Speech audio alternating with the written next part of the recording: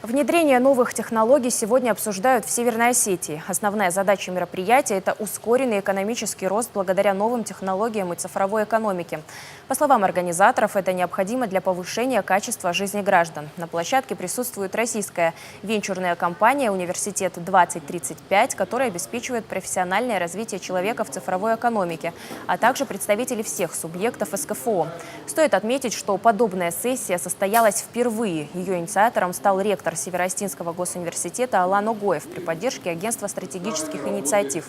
По итогам мероприятия университет планирует подписать ряд соглашений. Они позволят участвовать в реализации технологических проектов в таких сферах, как пищевая промышленность, сельского хозяйства, энергетика, цифровые технологии и IT-технологии. Перечень будет определен сегодня вечером.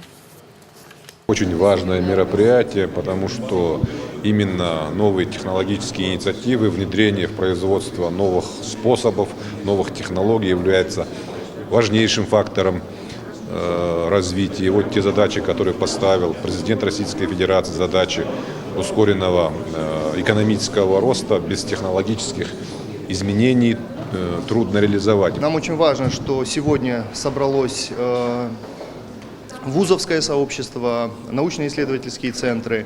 И мы говорим об интеграции и сопровождении со стороны ученых, исследователей, студенчества, которое вовлекается в реализацию данных проектов.